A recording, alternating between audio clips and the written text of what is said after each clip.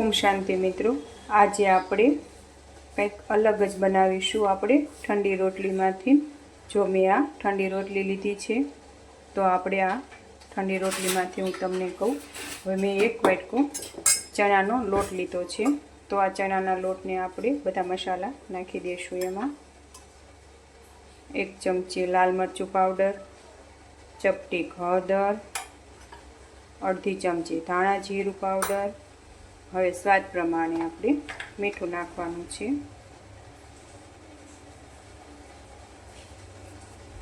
સ્વાદ પ્રમાણે મીઠું નાખ્યું છે અને હવે આપણે આને પાણીથી ધોઈ નાખીએ. જો હવે આપણે પાણીથી આનું બેટર તૈયાર કરી લેશું. બેટર આપણે ઢીલું નથી રાખવાનું, મીડિયમ રાખવાનું છે. તો આપણે આનું બેટર બનાવી લેવાનું છે. જો આપણે આ બેટર તૈયાર થઈ ગયું છે, હવે આપણે આ રોટલીમાં અમે ઠંડી રોટલી લીધી છે. જો તમારે પણ આવી ઠંડી રોટલી વધી હોય તો તમે પણ આ રીતે રોટલીના પાતરા કરી શકો છો. જો આજે હું રોટલીના પાતરા બનાવવાની છું. અળવીના પાનના પાતરા તો આપણે રેગ્યુલર બનાવતા જ હોઈએ છીએ, તો આજે હું આ રોટલીના પાતરા બનાવું છું. જો આપણે ઠંડી રોટલી વધી હોય તો તમારે ઉપયોગમાં પણ આવી જાય છે અને ટેસ્ટમાં પણ સરસ લાગે છે. તો આપણે ચોક્કસથી તમે એક વખત આ રોટલીના પાતરા બનાવીને ટેસ્ટ કરજો.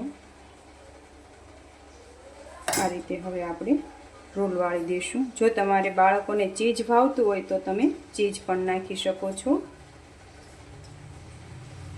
જો આ રીતે આપણે રોલ વાળી દેવાનો છે. હવે આપણે બીજી રોટલીને પણ એ રીતે કરી લઈએ.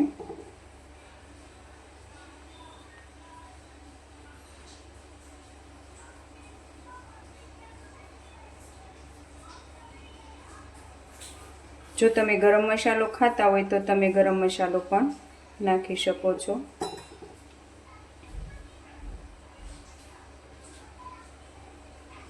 આ રીતે આપણે બધા રોલ વાળી લેવાના છે. જો આપણે આ રોટલીના પાતરા તૈયાર થઈ ગયા છે. મેં આ એક ઢોકળિયામાં ગરમ પાણી મૂકી દીધું હતું. 1.5 ગ્લાસ નીચે પાણી મૂક્યું છે, એ ગરમ થઈ ગયું છે. તો આપણે આને 10 મિનિટ આપણે ચડવા દેવાના છે. જો આપણે આને હવે આપણે 10 મિનિટ ચડવા દઈશું, એટલે આ ઢોકળિયું આપણે બંધ કરી દઈશું. 10 મિનિટ થઈ ગઈ છે અને સરસ ચડી ગયા છે. હું તમને બતાવું. જો આ સરસ ચડી ગયા છે પાતરા. હવે આને 10 મિનિટ આપણે ઠરવા દઈશું. પછી આપણે રાઉન્ડમાં પીસ પાડી લેવાના છે. ઠરી ગયા છે અને મેં આ અડધા આવા રોલ નાના નાના પીસ કરી લીધા છે. જો આ રીતે તમારે નાના નાના પીસ કરી લેવાના છે. તો હું આ પીસ કરીને તમને બતાવું. જો આ બધા પીસ મેં કરી લીધા છે. હવે આપણે વઘાર માટે તલ લીધા છે, મીઠો લીમડો અને મરચાં અને ધાણા આપણે વઘાર માટે લીધા છે. જો આપણે વઘાર માટે તેલ ગરમ મૂકી દીધું છે. મેં 2 પાવડા તેલ લીધું છે. હવે આપણે એમાં રાઈ નાખીશું.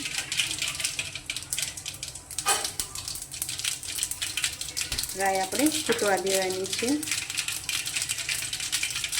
પછી આપણે મીઠો લીમડો અને મરચાં નાખીશું.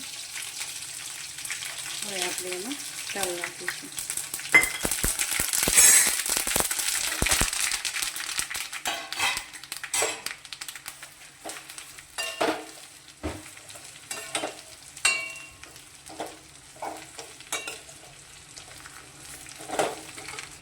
એમાં આપણે હળદર પાવડર નાખીશું,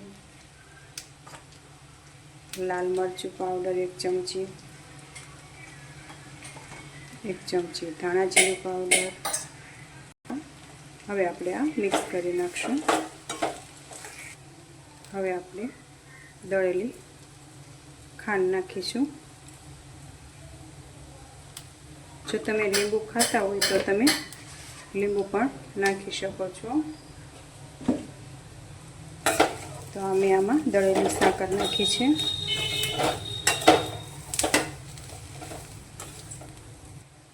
દળેલી સાકર અને સ્વાદ પ્રમાણે આપણે સ્વાદ પ્રમાણે મીઠું નાખવાનું છે. મીઠું આપણે ચપટીક જ નાખવાનું છે, કારણ કે રોટલીમાં અને આપણે જે બેટર કર્યું હતું એમાં નાખ્યું હતું એટલા માટે. જો આપણા પાત્રા સરસ તૈયાર થઈ ગયા છે. ચાલો આપણે બાળકોને દઈએ. આજે આપણે ભગવાનને નથી ધરવાના, કેમ કે આપણે ઠંડી રોટલીમાંથી બનાવ્યા છે એટલે ઠંડુ આપણે ભગવાનને નથી ધરવાનું. જો આપણા રોટલીના પાત્રા તૈયાર થઈ ગયા છે. એક ડીશમાં લઈ લઈએ આપણે. જો ત્યાં છે ને એકદમ સરસ. જો આપણા રોટલીના પાત્રા તૈયાર થઈ ગયા છે. જો આમ બાળકોને તમે એમ કહો ઠંડી રોટલી ખા તો એ નહીં ખાય. તમે આવી રીતે પાત્રા બનાવીને દેશો તો એ ચોક્કસથી ખાશે.